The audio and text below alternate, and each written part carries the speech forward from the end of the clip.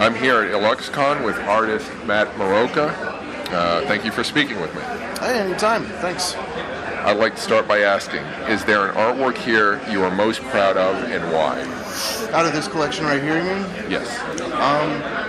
Yeah, honestly, I think the treehouse is my favorite one right here. Jocelyn's treehouse. It actually is it was the most cathartic for me. Oh yeah? Yeah, most of my work is. That's how I create, is from deep down. But that one was going to a place that I really needed to be in. I've had a bit of a miserable streak. Okay. So I wanted to go down to a spot, kind of when I was a little kid, what I used to do when I was truly, truly happy and playing. Yeah. You know? So I wanted to build this treehouse that I could just sort of live in this world as I made the painting. Okay. So yeah, that'd be my favorite so far. How long did that take you? That one was a good, 30, 40 hours, somewhere in there. Oh, okay. Yeah, lots of layers. Okay. How do you know when a work is finished? It tells me. I really don't make that call. It tells me when it's done. There's this kind of feeling. It's almost like when you're listening to an instrument being tuned and it's discordant, and then finally it's in tune, and you just feel it, you know it. Okay. Yeah, that's the best way I can describe it. There's no real formula to any of it. It's just, okay, that's it. Time to abandon this now. So you're pretty good about that? Like once it's done, you once put it it's done, aside? it's done. I don't go back into a piece years later, generally. 99% of the time. Very rarely I will go back into something, but generally, once it's done, I've got that out of my system and I can move on with my life. Okay. Got it. Okay. What inspires you?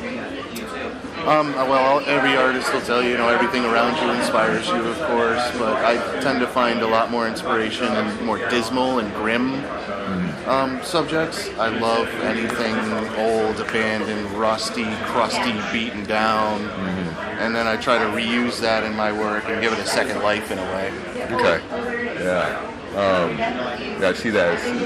But you make it really cool looking though. That's the thing. Yeah.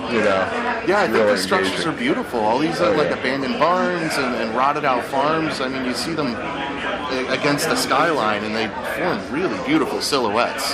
So we live out in the woods and there's a lot of abandoned farmland and things like that I pass every single day, everywhere I go.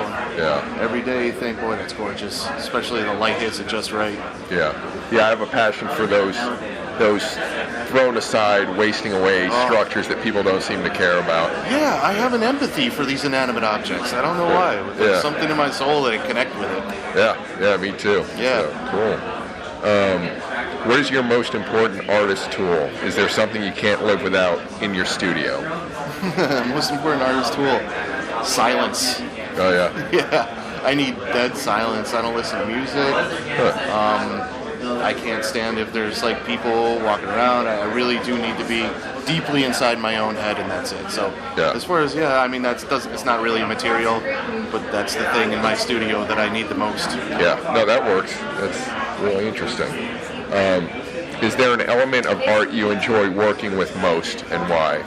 Either process, a technique or a process, or a medium, or I love layering. I love to get as many layers into a painting as I possibly can. It seems to form sort of almost a stained glass effect once you get enough of them in there. Yeah. The light can go all the way through 20, 30 layers and bounce all the way back out again. It does really beautiful things to the color. Okay. Yeah. How did you start making art, and why do you make art? I make art because I have to. I don't really have an option. It's more of a metabolic process, breathing, eating, sleeping, and creating. Yeah. I used to just do it in my basement without showing anyone. I had collections of tons and tons of paintings that actually still not a lot of people have seen. So I've been doing this for as long as I can. I think I was 3. I remember my first memory of making art was a family portrait, and I did my whole family as skeletons. And that started the whole process. Interesting. It's been nice and grim ever since. How did your family take to that? They dealt with it. They're very, very supportive, honestly. Every single time I needed anything, my family would run me right out to the art store. Cool. As long as I can remember, Oh, that's good. Yeah, thankfully. Yeah, cool. What role does the artist have in society? I don't know. I ask myself that all the time. I wonder that constantly as I'm working, why do we do this? It doesn't seem to have much of an evolutionary function, but humans desperately need to create. Maybe it's a God complex. I have no idea. Yeah, I can only answer that with another question, Yeah. Why? Yeah.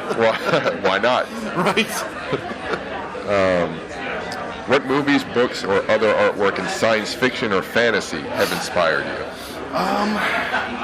Well, I love all horror, any horror novels, fantasy novels. I'm big into. I'm a gamer, and I've loved the Final Fantasy series ever since its inception. So games actually have a big influence on me, and the environments and the worlds of big sandbox games that they have now. I'm a big fan of Stephen Gammell's work. He illustrated a book called Scary Stories to Tell in the Dark when we were younger. Messed up a whole generation of kids. It was horrifying. But I used that and I ran with it. And as far as media, monster movies. Monsters have always been a huge influence on me. Anything gigantic and toothy and gnarly and snarling and crushing. Always big time into that. So all Godzillas and everything from Godzilla to Pacific Rim. Anything big and scary. Have you done giant monster artwork? Yeah, I have. I've done some really cool ones, man. Yeah, I've had a couple pieces. I did a death metal album cover where they wanted this giant beast coming up out of the earth and eating a city. It was awesome. So much nice. fun. Yeah, cool. Is there an art piece you'd like to create that you haven't done so yet, and what is it? Is there a piece I haven't created yet? There's definitely pieces I haven't created yet, but I don't know what they're going to be. I honestly go into a piece with very little expectation. Maybe a thumbnail, but honestly I let them kind of tell me something about myself as I go. It's very hard to see yourself in the mirror sometimes and understand yourself, but seeing yourself reflected in a painting actually teaches you so much more than you could ever realize. So, That's true. I go in blindly. Okay. And so that death metal album, can you say which, you mind saying which album? It's an album by Salvation Denied called Devour the Earth. Oh, okay. Okay. Can people find that? Is it out there? I'm sure. Yeah, it's doing really well in Europe, I guess. Oh, okay. So it's a recent one. It's not it came out last year. Oh, okay. So, okay, cool.